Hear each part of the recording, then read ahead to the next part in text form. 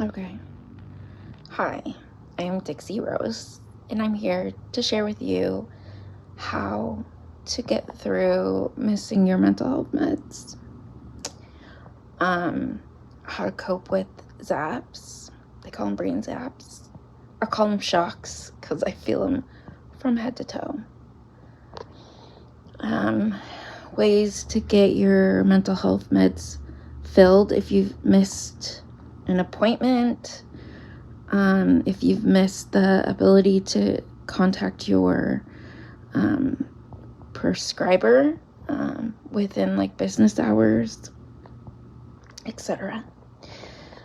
So, to be completely upfront, I'm still experiencing some zaps.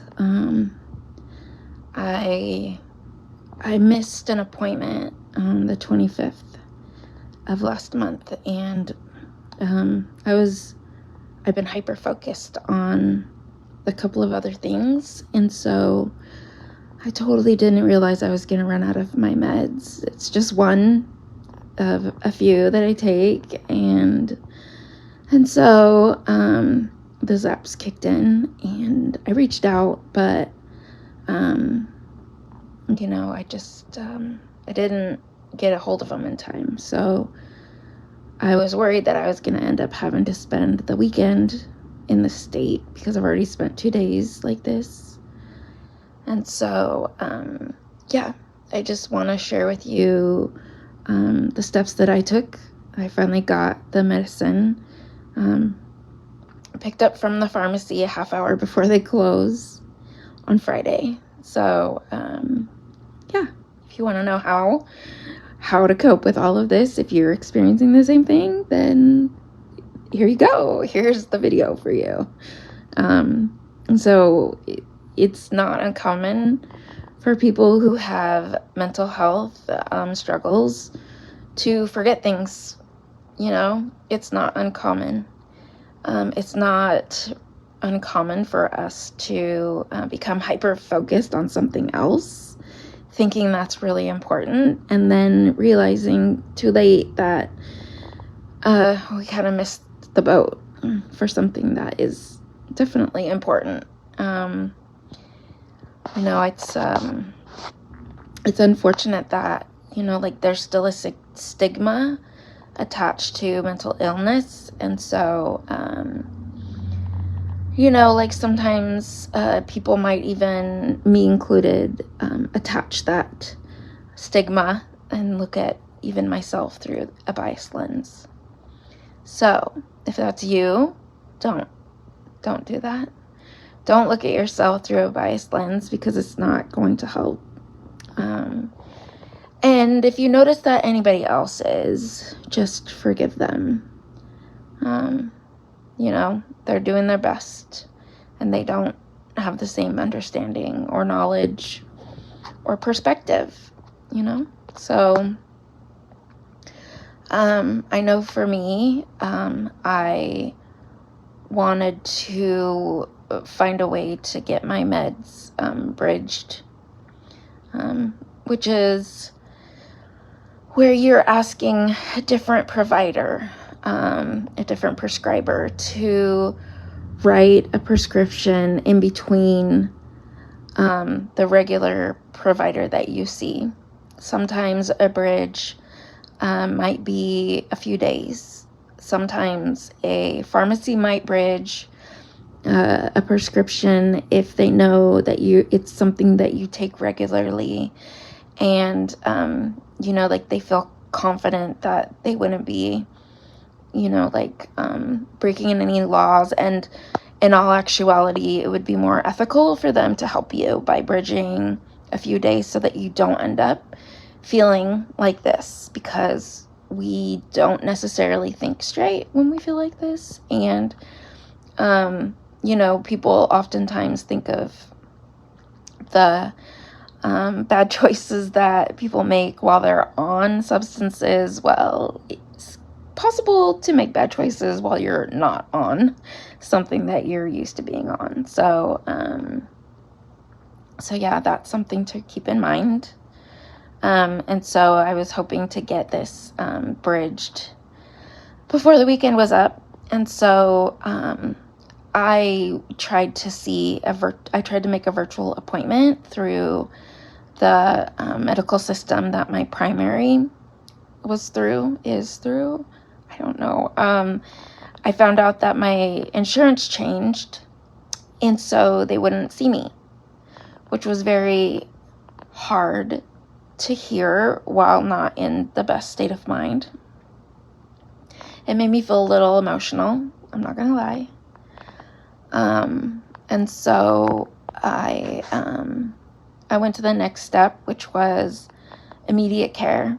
Like, they told me who my insurance had switched to, because right now I'm just on the Oregon Health Plan, which is they call it Medicaid. It's a state subsidized healthcare system. And so they have different options. And it used to be just one, and then there was a couple, and now there's several. And so I found out it was different, and it was frustrating because I don't know the system to the one that they switched me to. And so it was a little nerve-wracking. I had to ask. So the next step was to call an immediate care clinic that the primary organization told me to go to. So they told me to try somebody else, and then when I reached out to them, they said they wouldn't bridge a mental health med, which was confusing because I thought that they would, but I had to keep moving forward. And so after that, I tried they sent me to the primary care through their organization, but I found out I have to wait till December to get an appointment with them. So that's interesting. So yeah, I have to, I'm going to follow through with that because I need a provider that's closer to me, and they are closer to me than the other one. But it was not going to be soon enough for getting my meds. So my next step was to call the crisis line. So here in Oregon, the counties have a phone number to call that is for mental health crisis. And we have an overall general number of 988. But I've heard that there might be some issues with that, so I just looked up my county and called the number, which, I felt very seen and understood by the person who answered. And I was able to share my steps that I took. I know from being a person who provides services for people in the mental health industry that everything that that we talk about will be put in their system and can be referred to by other providers, which made me feel comfortable or more comforted because I didn't want for providers to think that I'm just trying to go only to the emergency room, because they don't like that. So, and we have a system where they do things behind the scenes more than up front. So if you go to the emergency room too many times, they don't talk to you about it. They write notes about it, and they come up with their own plan to get you to stop. I'm not kidding, but that's for a different conversation. So I didn't want for any medical provider to think that I was trying to abuse the system if I went straight to emergency. I was avoiding that. And so the person on the other end of the crisis line was very helpful and helped listen to me and validate my situation and my feelings. And brainstorm with me. And so they told me to try an urgent care that was nearby. And if that wasn't going to work, to try the pharmacy that I last had it filled. But the last time I had this medication filled was probably a good 15 miles away, which in this area it can take like half hour or more, 40 minutes to get there. So wasn't really wanting to do that. So I went to the urgent care, and they were amazing. And they were able to fill it, and their bridge is a whole month, and it can vary. Like, it could be a few days, it could be a week, it could be 2 weeks, it could, it's up to the provider. I was just hoping for at least until Monday, but, my next appointment with that provider that prescribes this is the 14th. So I was hoping that, worst case scenario till Monday, but it would be best if I had it until, I think it's Wednesday. But she did a whole 30 days. And so that's comforting. I still am going to make my appointment because it's really important. As much as it might not seem like it sometimes if we miss our appointments, I know for me, it doesn't mean that I don't care about my mental health. It means that I was clearly had other things on my plate. And so, yeah. And in the world that we live in today, after the pandemic and a lockdown, I know there's a lot of people out there, more people than usual, that take mental health meds. And so it might be helpful to know that there's a plan B, a plan C, a plan D, there's other things to try before panicking. Because the thing is that the withdrawals are hard enough, and to add panic to the mix is just going to make it harder.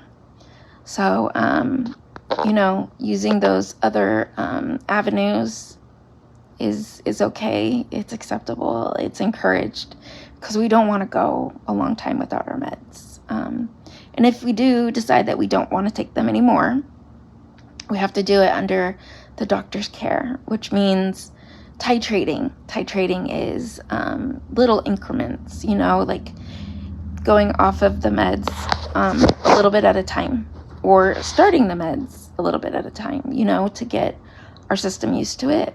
That is important. And so having to quit cold turkey it sucks. I've had to do it before.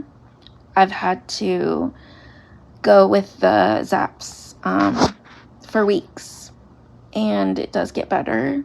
It just takes a while. And it's not an overnight thing. Like, it's a thing where you might get Zaps. The Zaps might happen like every 2 seconds, and then, fade to every minute in a week. I mean, it could take a long time, but it does go away eventually. And it's a situation where you realize one day, oh, hey, I think it's been a couple days. I think it's been a while since I've had any Zaps,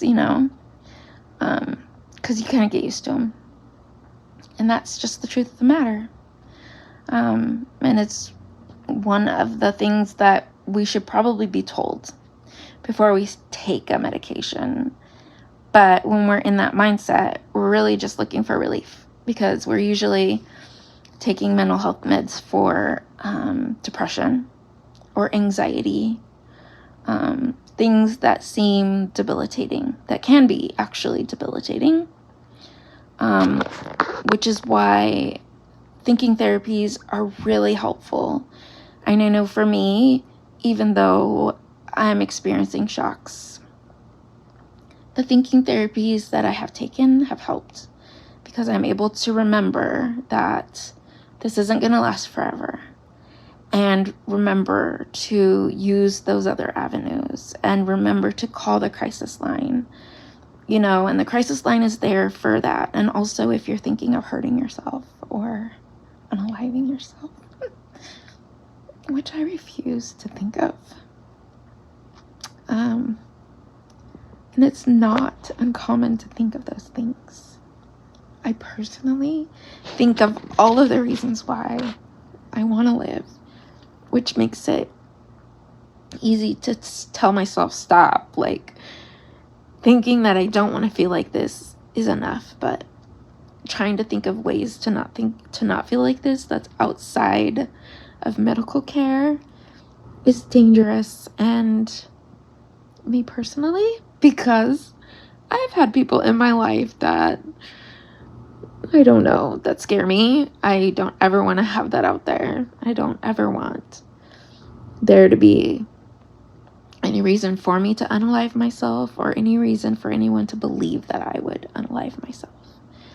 So, for me personally, that's not an option.